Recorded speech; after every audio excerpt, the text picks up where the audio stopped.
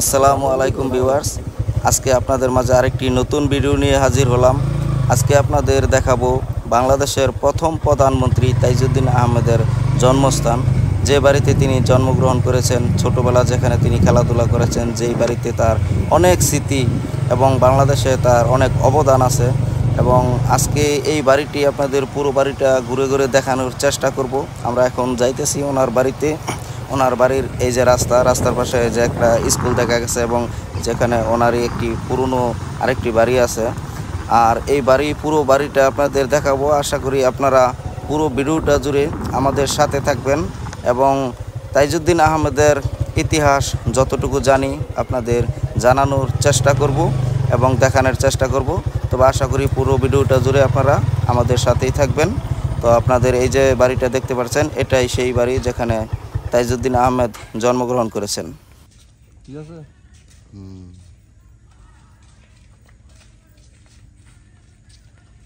আসসালামু আলাইকুম, ভালো আছেন? আসসালামু আলাইকুম ভাই। ওয়ালাইকুম সালাম। কি জানি নাম আপনার? আমার নাম মোহাম্মদ রফিকুল ইসলাম, খোকা ভাই হিরে ডাকে সবাই। আচ্ছা, খোকা ভাই, রফিকুল ইসলাম খোকা। তাইজুল সাহেব কি এই বাসায় থাকতো? তাইজুল সাহেব এই ঘরে জন্ম এবং এই ঘর মেরামত উনি করছেন, এরপরে বাদবাহী মেরামত ওনার ওয়াইফ করে গেছে। আচ্ছা, মূলত তাইজুল সাহেব এই রুমই থাকতেন? এই রুমে জন্ম হয়েছে এই ঘরে জন্ম হয়েছে। আর পিছনে ভিতরে যেগুলো রুম?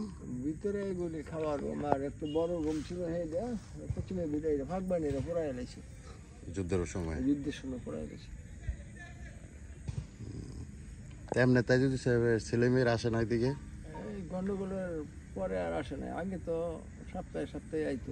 গন্ডগোল মানে যে 5ই আগস্ট পরে আসে না।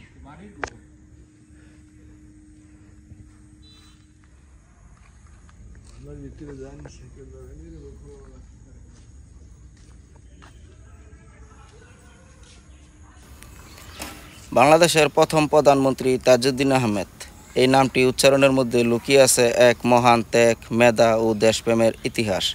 তিনি ছিলেন স্বাধীন বাংলাদেশের রূপকারদের অন্যতম এক আদর্শবান নেতা, যিনি নেপথ্যে থেকে জাতির মুক্তির স্বপ্নকে বাস্তবে রূপ দিয়েছিলেন।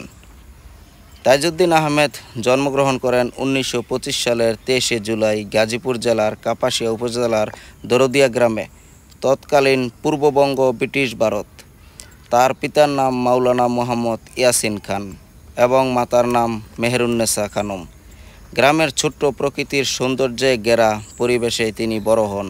এক সরল জীবন কিন্তু মহৎ চিন্তা ও দূরবিশ্বাসের ভিতরে গড়ে ওঠেন। তাজউদ্দিন আহমেদের শিক্ষা জীবন। তাজউদ্দিন আহমেদ ছিলেন অত্যন্ত মেধাবী ছাত্র। তিনি ভর্তি হন কাপাসিয়া স্কুলে, পরে ঢাকা কলেজ এবং এরপর ঢাকা বিশ্ববিদ্যালয়ে পড়াশোনা করেন। ছাত্র জীবনেই তার রাজনৈতিক চিন্তা ও নেতৃত্বের গুণ প্রকাশ পেতে থাকে।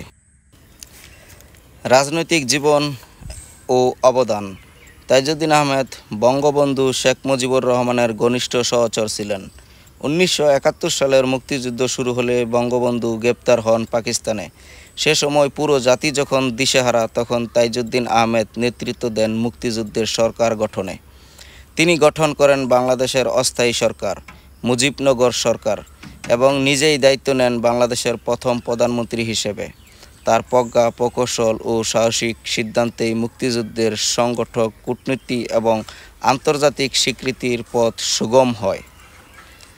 স্বাধীনতার পর তিনি কিছুদিন অর্থমন্ত্রী ছিলেন, কিন্তু 1975 সালের রাজনৈতিক বিপর্যয়ে বঙ্গবন্ধু হত্যার পর তাকেও বন্দী করে রাখা হয়। 1975 সালের 3 নভেম্বর ঢাকা কেন্দ্রীয় কারাগারে তাকে নির্মমভাবে হত্যা করা হয়, যা ইতিহাসে পরিচিত জেল হত্যা দিবস নামে। তাজউদ্দিন আহমেদ ছিলেন সততা, নীতি ও ন্যায়ের প্রতীক। তিনি প্রমাণ করেছিলেন একজন সৎ, নির্ভুল ও দূরদর্শী নেতা কেমনভাবে একটি জাতিকে পথ দেখাতে পারে। গাজীপুরের দরদিয়া গ্রামে সেই সন্তান আজ বাংলাদেশের ইতিহাসে অমর হয়ে আছেন। তার নাম শ্রদ্ধাভরে স্মরণ করে প্রতিটি প্রজন্ম থেকে প্রজন্ম।